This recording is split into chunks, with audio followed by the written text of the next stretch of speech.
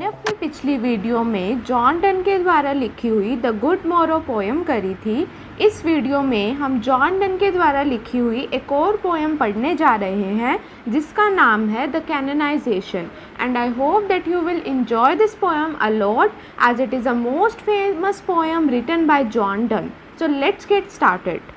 So now, the Canonization by John Donne was first published in 1633 in Donne's posthumous collection Songs and Sonnets.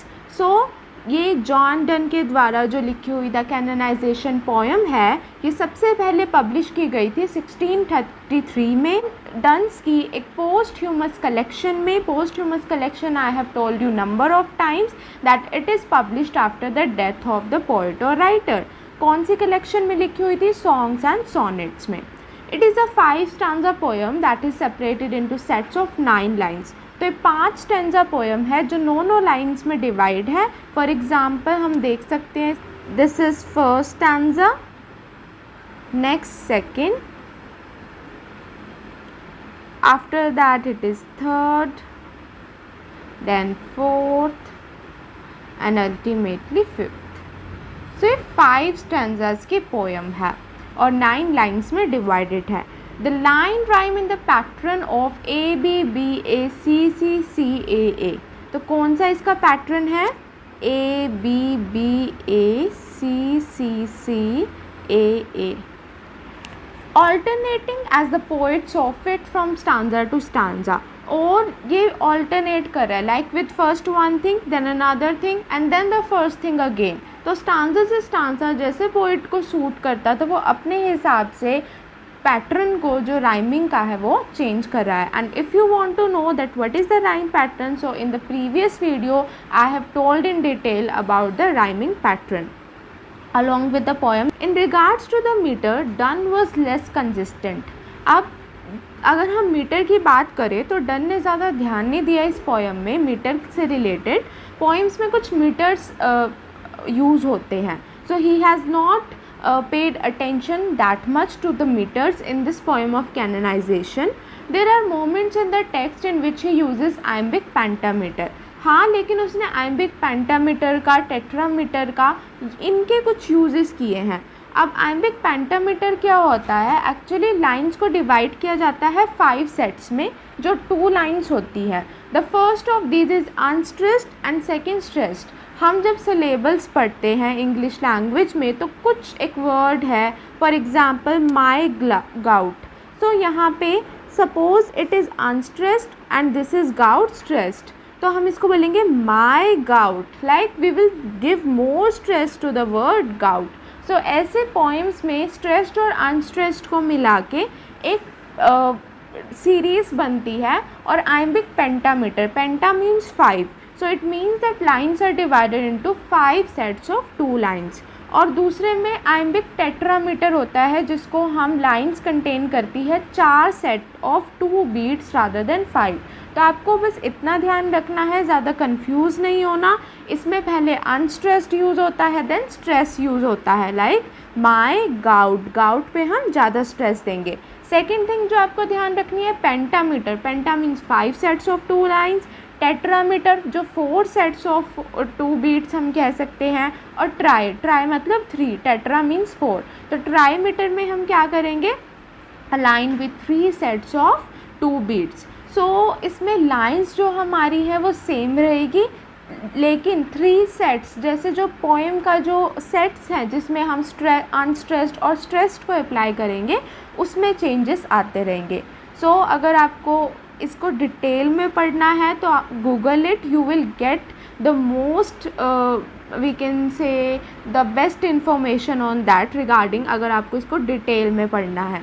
One of the most elements of the canonisation is the use of an extended metaphor. So जो बहुत एक important element है इस poem का वो है extended metaphor. Actually extended metaphor क्या होता है? मेटाफर हमको पता है when we compare the 2 things. Extended मतलब जब पोएट एक ही चीज़ में डबल यूज़ कर रहा है। For example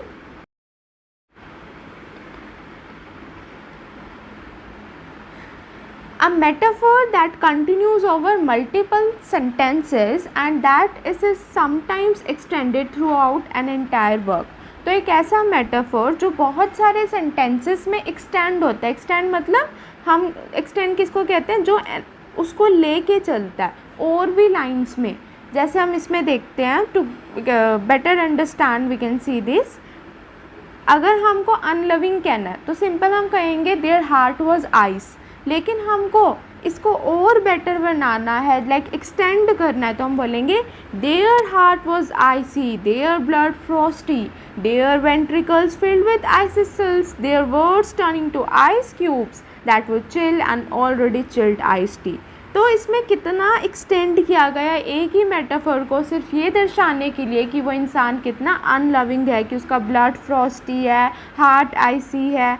So extended metaphor allows writers see a larger comparison between two things or ideas. They highlight a comparison in a more intense way than simple metaphors or similes. तो simple metaphor इस similes से ज़्यादा इसमें जो like great हम कह सकते हैं इम्पैक्ट डालता है, वो क्या होता है, एक्सटेंडेड मेटाफोर, जिसको हम कंसीट भी कहते हैं. This type of metaphor is often unusual and challenging. तो ये जो हम मेटाफोर यूज़ करते हैं ये अनयूजुअल, इसको यूज़ करना एक चैलेंजिंग टास्क होता है किसी भी पोइट के लिए. In the final stanzas the speaker introduces a metaphor comparing himself and his lover to phoenix. तो फोनिक्स एक बर्ड का नाम है, मैं आपको इसकी इमेज दिखा देती हूँ. एग्जैक्टली ये आप कह सकते हो एक मिथिकल बर्ड है जिसको फोनिक्स कहा गया है. एंड एक और इमेज दिखाती हूँ जो इससे रिलेटेड आपको डिटेल में बताएगी. Actually I have collected these images to make you better understand the meaning of these. So phoenix is a long-lived bird associated with Greek mythology that cyclically regenerates or is otherwise born again. ये हमको बहुत ध्यान देने की ज़रूरत है कि ये साइक्लिकली रीजनरेट, खुद अपने आप को जनरेट कर लेती है आफ्टर डाइंग, या फिर हम कह सकते हैं दोबारा से जन्म ले लेती है अपने आप ही. Associated with the sun a phoenix obtains new life by arising from the ashes of its predecessor. Like जो इसके ashes होते हैं ये उससे खुद ही बन जाती है. ये एक ऐसी बर्ड है. तो यहाँ पर जो स्पीकर है उसने इंट्रोड्यूस किया है कैसा मेटाफर जिसमें उसने खुद को और उसके लवर को एक फाइनिक्स से कंपेयर किया है. In this form they are able to live, मतलब वो दोबारा से जीते हैं. Die in a blaze of passion, और दोबारा से death like in the blaze of passion. We can understand the intensity of love between John Donne and his beloved, and then live again even more beautifully. और जब हम उस death से वापस आते हैं तो फिर से दोबारा से उसी खूबसूरती से जीते हैं. This is a double reference in that death can refer to a climax in sexual relationship. तो हम इसको भी देख सकते हैं कि डेथ का जो मतलब है यहाँ पे जो जॉन डन ने यूज़ किया है एज अ लवर्स, तो एक क्लाइमेक्स एक सेक्सुअल रिलेशनशिप में है, that after that thing they live even more beautifully. तो सबसे पहले हम समझेंगे कैनोनाइजेशन का मतलब क्या है. As John Donne is a love poet we know. तो यहाँ पे एक मेटाफिजिकल पोएट है वो, तो उसने बहुत सारे कंसीट्स का यूज़ किया है अपनी विट से. तो कैनोनाइजेशन वैसे तो इसका मतलब होता है is the declaration of a deceased person, कि एक मरा हुआ person as an officially recognise saint, हम उसको डिक्लेयर कर देते हैं एक सेंट में. जैसे हम हिंदूज़ में समाधि एक वर्ड होता है, तो यहाँ पे जो क्रिश्चियन का जो होता है जैसे महात्मा हमारे यहाँ पे करते हैं, तो क्रिश्चियन में कैनोनाइजेशन एक ऐसी प्रोसेस है जहाँ पे डिसीज्ड पर्सन को ऑफिशियली रिकॉग्नाइज करते हैं सेंट के. Specifically, the official act of Christian communion declaring a person worthy of public cult and entering their name in the canon. Canon मतलब एक ऑथोराइज्ड लिस्ट की जो चर्च द्वारा बहुत सोची समझी गई है कि किन पीपल को या किन पर्सन्स को, किन लोगों को उस सेंट्स की कैटेगरी में रखना है. सो इन द कैनन और authorised list of that of communions recognise saints. तो कैननाइजेशन अब जॉन डन क्या कहना चाहता है इससे, कि महात्मा बन जाना है, लाइक थोड़ा बहुत हम रिलेट कर सकते हैं इस चीज़ को। जॉन डन कहना चाहता है कि जब हम मर जाएंगे, when we will die, we will transform into saints, people will call us और see ourselves as the saints of love. हम लव के सेंट्स कहलाए जाएंगे। इतनी ट्रू हमारी लव स्टोरी होएगी कि हम सोनेट्स में याद रखे जाएंगे पोएम्स के द्वारा। तो आप इसको बहुत इन्जॉय करने वाले हो इस पोएम को। ओके, सो जो ये कैनोनाइजेशन पोएम है ये डिस्क्राइब करती है ट्रांसेंडेंट लव। ट्रांसेंडेंट लव क्या होता है? बियॉन्ड और above the range of human experience, कि एक ऐसा लव जो हम कह सकते हैं जो एक स्पिरिचुअल टाइप का हो, that eventually evolves into the idealised baseline. Baseline मतलब जो सारों के लिए कंपैरिजन की तरह यूज़ हो, एक ऐसा पॉइंट जिससे और लवर्स भी खुद को कंपैरिजन कर सके कि हमको इस कपल की तरह बनना है। सो इनटू द आइडियलाइज्ड, आइडियल बन सके वो, तभी जॉन ने कैनोनाइजेशन का वर्ड यूज़ किया, क्योंकि सेंट्स जो होते हैं वो आइडियल होते हैं और लोगों के लिए, as the people chase on their regulations और they follow their ideals, so into the idealised baseline for all other aspiring lovers. The poem begins with the speaker telling a listener that they need to be quiet, कि उनको चुप हो जाना चाहिए, and let him love, और उसको John Donne को अपनी beloved को प्यार करने देना चाहिए, because जो लिसनर है वो इंटरप्ट कर रहा है उनके लव में। One will soon discover that love is the most important thing to the listener, कि लिसनर को भी ये महसूस हो रहा होगा कि जॉन डन के अगर कुछ इम्पॉर्टेंट है तो वो सिर्फ और सिर्फ लव है। He values this above all else, और ये इसको बहुत ज़्यादा तवज्जो देता है और किसी भी चीज़ से। The speaker goes on to tell the listener to do anything, कि वो कुछ भी करे। यहाँ पे जो जॉन डन है वो कहता है, ये मैं फर्स्ट स्टांजा समझा रही हूँ, आफ्टर द एक्सप्लेनेशन हम इसको पढ़ेंगे तो हमको बहुत अच्छे से समझ आने वाला है, I guarantee you. And one thing I also want to tell you कि अगर आपको कोई भी डाउट है, कोई चीज़ समझ नहीं आ रही है, तो you can comment me in the comment section below and I will reply as per my capacity, to the best of my abilities I will answer your questions. तो दोबारा हम आते हैं पोएम पे। तो कह रहा है कि the speaker goes on to tell the listener to do anything, कि लिसनर को वो कहता है कि तुम कुछ भी करो, but do not bother him about his love, कि उसको तंग मत करो, लाइक तुम कुछ भी करो बट डू नॉट इंटरप्ट और intervene between us. This person could make fun of his quirks, अब वो उसको ऑप्शंस दे रहा है कि तुम कौन कौन से काम कर सकते हो, तो मजाक उड़ा सकते हो मेरे क्वर्क्स का। क्वर्क्स क्या होता है? एक पेक्यूलर एस्पेक्ट किसी पर्सन का, करेक्टर का, जो बहुत अजीब सा हो। कहते हैं गेट अ जॉब, जॉब पे जाओ, गो टू स्कूल, स्कूल जाओ, या meditate on the face of the king, या तो तुम किंग का जो फेस है उस पर मेडिटेट करो, लेकिन मुझको like leave me alone. The speaker goes on to describe in what sounds like a rant how his love has not hurt anyone। अब जो नेक्स्ट स्टांजा में है वो कह रहा है स्पीकर कि तो वो एक रैंट की तरह रैंट होता है कि व्हेन यू स्पीक और shout at length in an angry और इम्पैशन्ड वे। हम कह सकते हैं जब हम कोई चीज़ को बहुत गुस्से में बड़बड़ाना कह सकते हैं, मरमरिंग करना। तो यहाँ पे स्पीकर मरमर कर रहा है, रैंट कर रहा है कि उसका जो प्यार है उसने किसी को नुकसान नहीं दिया, तो उसको हक बनता है प्यार करने का, और किसी को कोई राइट नहीं है कि वो उसमें इंटरवीन करे, उसमें हस्तक्षेप करे। तो वो उसको अब जस्टिफाई कर रहा है, like it is again we can see rhetorical question जिनका वो आंसर उसको पता है कि उसके लव ने किसी को तंग नहीं किया, स्टिल देन वो कह रहा है कि it has not sunk ships, कि मेरे प्यार ने किसी के शिप्स नहीं डुबोए, फ्लडेड फील्ड्स, बाढ़ नहीं लाई किसी के खेतों में, फ्रोजन आउट द स्प्रिंग, या स्प्रिंग को उसने फ्रोजन नहीं कर दिया। Spring we all know is the season of rejuvenation, यहाँ पे नए प्लांट्स दे स्प्रिंग अप और नए जो सैपलिंग्स हैं वो स्प्राउट करती हैं। तो वो कह रहा है कि मेरा जो प्यार है उसने इनमें से किसी चीज़ को डिस्टर्ब नहीं किया है। और given any one the plague, या किसी को प्लेग एक डिसीज़ है वो उसको नहीं दी, किसी को बीमारी नहीं लगी लाइक किसी टाइप की, so it is harmless to all. तो ये सारी चीज़ें हार्मलेस है to all except the speaker and his lover for whom it is deeply beneficial. तो यहाँ पे लवर जो स्पीकर है वो कहना चाहता है कि let me love my beloved the speaker compares himself and his lover to a phoenix. तो वो एक बर्ड से कंपेयर करता है खुद को। फेनिक्स हमने पढ़ लिया एक ऐसी बर्ड है जो खुद को मतलब रीजनरेट कर लेती है और दोबारा से जी लेती है अपने एशेज से, अपने जो हम कह सकते हैं जो राख बच जाती है उससे दोबारा खुद को बना लेती है। They could get through anything and B remade. तो वो कह रहे हैं वैसे ही हमारा प्यार है, that which lives and dies and lives again, जो मरता है और फिर से वो दोबारा से जन्म लेता है, रीबर्थ लेता है।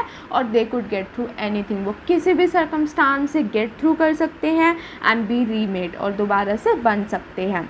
He also tells the listener that if they are unable to live as they want on earth, then they will happily die। कि अगर उनको जीने नहीं दिया जा रहा इस धरती पे तो वो खुशी खुशी मरने के लिए तैयार हैं। Once they have ascended to heaven, और एक बार जब वो स्वर्ग चले जाएंगे, they will become saints of love, वो महात्मा बन जाएंगे प्यार के। That is what the process of canonization is, that is all it is about, we can see। So their position might not afford them grand tombs। so वो कह रहे हैं कि उनकी पोजीशन भले उनको ग्रैंड टोम्स, बड़े बड़े टोम्स ना दिलाए, या हिस्ट्री की क्रॉनिकल एक बुक होती है जिसमें हिस्ट्री का पूरा रिकॉर्ड होता है, तो वो कह रहे हैं भले उसका जो प्यार है, जो उनका प्यार है वो हिस्ट्री की बुक्स में ना लिखा जाए, but their story will be told in sonnets and love songs. लेकिन जो उनकी कहानी है वो सोनेट्स का होता है, 14 लाइन पोएम होती है, उसमें लिखी जाएगी और लव सॉन्ग्स में लिखी जाएगी। They will have the ability to look down on earth. वो पृथ्वी को जब देखेंगे नीचे तो हम देखेंगे and see all the lovers praying to them. ऐसा लगेगा कि जो सारे लवर्स हैं, जो उनको आइडियल मानते हैं जॉन डन और उसके बिलवर्ड को, वो प्रे कर रहे हैं, वो प्रार्थना कर रहे हैं। लाइक जब हम किसी महात्मा को प्रार्थना करते हैं तो हम क्या कहते हैं कि हमको कोई आप दिशा दिखाओ, show me the direction where should I go. तो they are praying to that couple to show the direction of the idealised love. So in conclusion speaker कहता है कि that he knows they will be unhappy with what they see, और मुझको पता है फिर भी मैं ज़्यादा खुश नहीं होऊंगा। I will be unhappy because the lovers on the earth will not be loving in the correct way, कि उस तरह से वो प्यार नहीं कर रहे होंगे जिस तरह से मैं चाहता हूँ करेक्ट वे में, and this will enrage the couple. और इस वजह से उस कपल को मतलब जॉन डन और उसकी बिलवर्ड को थोड़ा सा गुस्सा आ जाएगा, एनरेज हो जाएंगे वो। सो मैंने आपको ये ओवरव्यू दिया ताकि आप इस पोएम को और अच्छे से समझ सकें। मैं कोशिश करूँगी कि आपको हर एक वर्ड इस पोएम का बिल्कुल अच्छे से you can able to retain it for a very long time. So let's get started. Okay, so I will use the different highlighter ताकि आपको स्टार्टिंग से क्लियर हो। और से एक होल्ड योर टंग, कहते हैं भगवान के लिए अपनी ज़ुबान पर लगाम दो, एंड लेट मी लव, और मुझे प्यार करने दो। और चाइड माई पालसी और माई गाउट, अगर तुमको मजाक उड़ाना ही है तो तुम मेरी पैल्सी पे, पैल्सी क्या होता है, कैसी हम कह सकते हैं डिसीज़ होता है पैरालिसिस की, और गाउट जोड़ों में दर्द हो। तो palsy is a medical term which refers to various types of paralysis often accompanied by weakness and the loss of feeling and uncontrolled body movements such as shaking। तो एक ऐसी मेडिकल टर्म है जिसको डिस्क्राइब कर सकते हैं जब एक बंदे की पैरालिसिस की सिचुएशन हो और वो उसमें बहुत ज़्यादा वीकनेस हो, एक अनकंट्रोल्ड बॉडी मूवमेंट हो। तो जॉन डन कह रहा है तुम मेरा मजाक उड़ा सकते हो पालसी का। Gout is a form of inflammatory arthritis, जिसको हम कहते हैं जहाँ पे क्या होता है जोड़ों का दर्द, हम जो नॉर्मल लैंग्वेज में यूज़ करते हैं ना, कॉमन पार्लेंस, आम बोलचाल की भाषा में, characterised by recurrent attacks of red tender hot and swollen joint. तो वो कह रहा है कि तुम मेरे गाउट को भी मजाक उड़ा सकते हो पर मुझे किसी चीज़ के लिए और तंग ना करो। और चाइल्ड माई पैल्सी और माई गाउट, माई 5 ग्रे हेयर्स और ruined फॉर्चून फ्लाउट, तो मेरे सफ़ेद बालों पे मजाक उड़ा सकते हो, जो मैंने पैसा गवा दिया फॉर्चून उस पे फ्लाउट कर सकते हो। फ्लाउट मतलब you can we can say disregard manner में आप कह सकते हो। With wealth your state your minds with arts improve, या तुम अपने लिए कुछ अच्छा इम्प्रूवमेंट कर सकते हो अगर मेरे बारे में तुम इंटरेस्टेड इतना नहीं हो। Take your course get your place, कोई अच्छा सा कोर्स देखो, एक ऐसी जगह देखो जहाँ पे तुम अपना काम कर सको। मतलब वो ऑप्शंस दे रहा है कि तुम कुछ भी करो पर हमको मत तंग करो। ऑब्जर्व हिज ऑनर और हिज ग्रेस, सो प्लेस और ग्रेस, तो इट इज़ अ राइमिंग जो हम कहते हैं यहाँ पे यूज़ करते हैं। सो जैसे ए, यहाँ पे बी भी मतलब गाउट फ्लाउट, ए फिर से आर्ट्स आ गया, सी सी सी सी प्लेस ग्रेस फेस, तो ये सेम सेम है। आगे देखो ए अप्रूवर लव, तो मेन ऐसी ही उसकी चलती है राइमिंग स्कीम जॉन डन की। अच्छा आगे ये कह रहा है और द किंग्स रियल और स्टैम्प्ड फेस, या तो किंग के असली का चेहरा तुम उसको ताको, मतलब किंग के किंगडम में जाके कोई अच्छे से जॉब ले लो, या स्टैम्प्ड फेस मतलब किंग का चेहरा जो तुमको हमेशा दिखता रहे। और हम उस टाइम पे जो नोट होते थे वहाँ पे किंग का चेहरा था, तो वो कह रहे हैं या तो इतने पैसे कमा के उसको देखते रहो। तो it is the wheat of the John Donne कि वो कह रहा है कि या तो किंग को रियल में देखो या stamped face like money form में। Contemplate what you will approve, so you will let me love, तो मुझे प्यार करने दो। So we can say कि in the first line of the canonization the speaker begins by telling an unknown unnamed listener to be quiet, कि वो चुप हो जाए। He expresses annoyance over the interaction he is having with this person and states that the only thing he wants to do is love, something the listener is going to keeping him from being able to do, और कुछ ऐसा listener काम कर रहा है जो उसको away कर रहा है प्यार करने से जॉन डन को।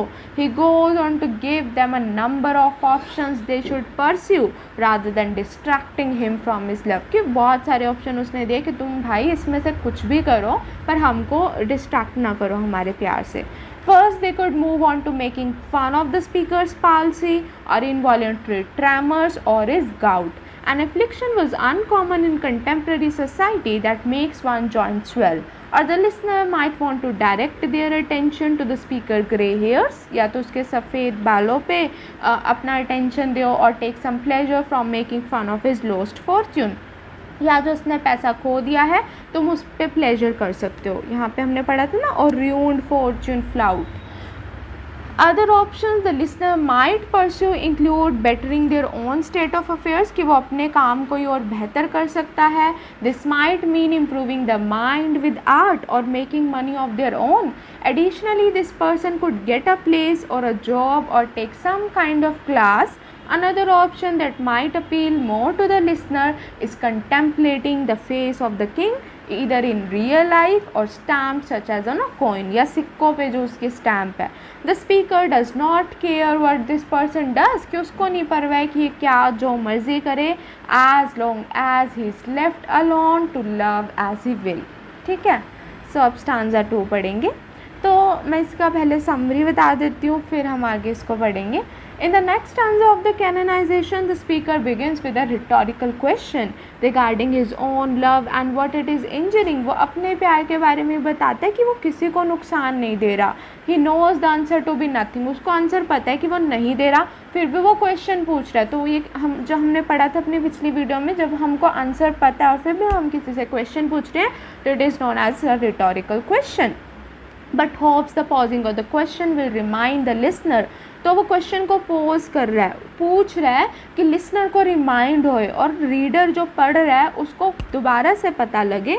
जब हम क्वेश्चंस को बार बार पूछते हैं तो इसका मतलब हम उसको रीज़न को और एम्फेसिस दे रहे हैं। तो वो कह रहे हैं कि कोई रीज़न नहीं है, he should be kept from loving, कि उसको लव करने से डिस्ट्रैक्ट किया जाए। द फर्स्ट क्वेश्चन, तो पहला क्वेश्चन है फॉलोड बाय 4 मोर। हम देखेंगे ये पहला क्वेश्चन है और इसके बाद 4 और क्वेश्चन लाइक पूछे जा रहे हैं एक तरह से कि he poses possible but unreal scenarios that his love was not involved in। एक ऐसी situations दे रहा है जो unreal है, मतलब असली में हो भी सकती है और नहीं भी हो सकती, पॉसिबल है कि लेकिन उसके प्यार की उसमें कोई इन्वॉल्वमेंट नहीं है। अब देखेंगे हम कौन से ऐसे सिचुएशंस हैं जिसमें उसके लव की इन्वॉल्वमेंट नहीं है और वो कैसे जस्टिफाई करता है अपने लव के एक्शन को। कह रहा है the first of these is the drowning of merchant ships, कि मेरे प्यार से किसी की जो शिप्स हैं, जो जहाज हैं, जो मर्चेंट्स लेके जा रहे हैं उनमें सामान लाद के,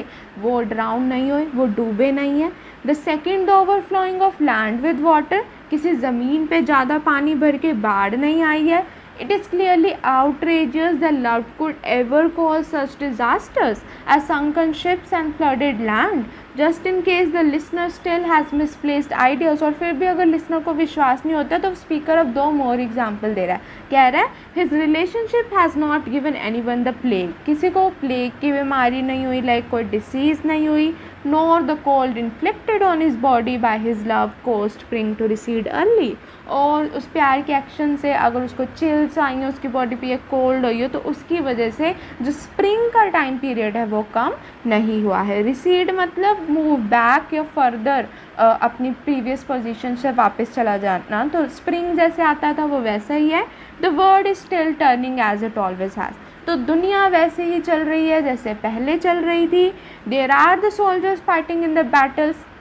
जो सैनिक हैं वो अभी भी अपने युद्ध में, अपनी लड़ाइयों में लड़ रहे हैं. The law still live for law suits. जो लॉयर्स हैं वो अभी भी मुकदमा लड़ रहे हैं, जो उनका काम है. लिटिजियस यहाँ पे एक वर्ड यूज़ हुआ है, मतलब टेंडिंग और to ready to take legal action to settle disputes. जो हम देखते हैं नॉर्मली कि झगड़ा करने बचाने के लिए, टू अवॉइड द डिस्प्यूट्स, जो लीगल एक्शन होते हैं. So everything is going on just as it is suppose to. कि जैसा उन्होंने सोचा था बिल्कुल वैसा ही चल रहा है. To while she and the speaker do love. तो जब वो दोनों प्यार कर रहे हैं किसी का भी नुकसान नहीं है. तो अब हम यहाँ देखेंगे क्या है. Alas, who is injured by my love? What merchant ships have my sighs drowned? Who says my tears have overflowed his ground? When did my coals a forward spring remove? When did the heats which my veins fill add one more to the plaguey bill? Soldiers find wars and lawyers find out still. Litigious man which quarrels move, though she and I do love. कि जब हम दोनों प्यार कर रहे हैं चीज़ें वैसे ही चल रही हैं. तो आई होप कि ये जो मेरा मेथड है कि पहले एक्सप्लेनेशन करवाऊँ फिर आपको स्टांजा पढ़ाऊँ, तो इससे आपको थोड़ा बेटर समझ आ रहा है पोइट की लैंग्वेज कि वो कहना क्या चाहते हैं. सो नेक्स्ट स्टांजा हम पढ़ेंगे. In the stanza 3 of the canonization, he tells the listener that they can say anything, कि वो कुछ भी बोल सकते हैं, they want about the love between the two. कुछ फ़र्क नहीं पड़ता. The speaker is confident. Speaker बहुत कॉन्फिडेंट है, बहुत ज़्यादा अपने पे विश्वास है उसको. in who he is, कि वो क्या है, and how he is living, और वो कैसे जी रहा है. मतलब वो कहना चाहता है कोई उस पर डायरेक्ट ना करे उसके वो क्या कर रहा है क्या नहीं कर रहा. He knows everything that what he is doing and how he is doing the things because he is directed by love. It made the couple into who they are. He compares himself and his lover to tapers और candles. तो वो अपने जो lover है और ख़ुद को किससे कंपेयर कर रहा है, कैंडल से. टेपर्स कैंडल्स मतलब होता है जो स्लेंडर वैक्स कैंडल हम कह सकते हैं, दिवाली वगैरह पे कैंडल्स जो जलाते हैं वो उससे वैक्स की कैंडल से कंपेयर कर रहा है. कहता है the burning of their flame, कि उस जो बर्न होएगी जो ज्वाला जो लाइक वो आग जो उसमें उस कैंडल के द्वारा लगेगी, कॉजेज देयर ओन डिमाइस. वो खुद को कंपेयर कर रहा है कि जैसे डेथ हो जाती है तो उस तरह से वो प्यार में like they will burn and they will die. No matter what the listener thinks of them. उसको फ़र्क नहीं पड़ता कि लिसनर उनके बारे में क्या सोच रहे हैं. दे कंपेयर देमसेल्व्स टू अ फर्निक्स. वो एक फॉनिक्स बर्ड से खुद को कंपेयर करता है. The phoenix has more wit, meaning it makes more sense and applies more exactly to the situation. अब यहाँ पे एक चीज़ मैं आपको बताना चाहूँगी. द ईगल और डव, यहाँ पे वो दोनों का कंपैरिजन कर रहा है कि ईगल क्या है, प्रे करता है वो शिकार, और द डव बहुत सॉफ्ट और जेंटल सा बर्ड है. तो कह रहा हम में दोनों की क्वालिटीज़ भी है और जो फॉनिक्स जो बर्ड है उसकी तरह विट भी है. Together they are becoming one creature one neutral thing. जैसे कि फेनिक्स होता है वो मर जाता है और फिर रीबॉर्न दोबारा से जन्म लेता है. So they are able to overcome all obstacles. वो ऐसे ही जितनी भी मुसीबतें हैं, हार्डशिप्स हैं, तो वो उसको पार करते जाएंगे and return to one another, और फिर वापस अपनी स्टेट में वैसे आ जाएंगे. कौन सी स्टेट, प्यार की. और because of the mysteries of love. किस लिए, मतलब क्या रीज़न है उनका ये इतनी कॉन्फिडेंस वी कैन से कि पावर ऑफ लव कि उनको वो हमेशा इंस्पायर करता है. सो यहाँ पे कह रहा है John Donne, Call us what you will, we are made such by love. Call her one, me another fly. We are tapers too, and at our own course die. And we on us find the eagle and the dove. The phoenix riddle hath more wit. By us, we two being one are it. So to one neutral thing, both sexes fit. We die and rise the same, and prove mysterious by this love. तो ये सारी वही चीज़ें जो मैंने आपको पहले explain करी. नेक्स्ट जो स्टांजा है उसमें जो पोएट है वो कह रहा है, if life proves to be too much of an obstacle for the couple they are willing to face, कि अगर उनको इस ज़िंदगी में बहुत सारी मुसीबतों का सामना करना पड़ रहा है और तो वो मरने के लिए तैयार हैं. They can die by it if they are unable to live by love. अगर उनको प्यार से रहने नहीं दिया जा रहा, they would rather die than survive in a world without one another. एक दूसरे से दूर रहने से अच्छा तो वो मर ही जाएं. The speaker is setting out a word in which their lives are unfit for traditional remembrance.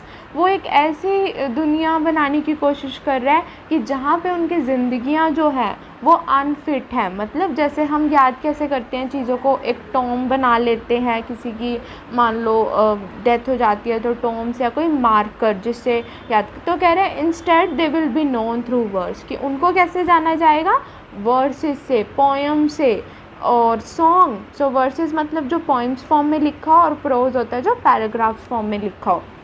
तो कह रहा है जैसे गानों से जाना जाएगा, जस्ट लाइक द वन, जैसे ये पोएम है. In the next line he states that they might not make their way into Chronicle, कि हम मानते हैं कि क्रॉनिकल्स में भले ही हमारा नाम ना लिखा जाए. क्रॉनिकल मतलब हिस्ट्री की बुक जिसमें chronologically like according to the occurrence the events are recorded in that, likely a reference to a history book. जैसे हम कोई हिस्ट्री बुक पढ़ते हैं और उसमें एक के बाद एक सीरीज़ में जो इवेंट्स है वो होते हैं, कहते हैं दैट्स ओके विद हिम. वो उसके लिए बिल्कुल मतलब that's okay with him. As they will end up in a sonnet, क्योंकि वो किसी खूबसूरत सी सोनेट में उनका नाम आएगा, जिक्र आएगा.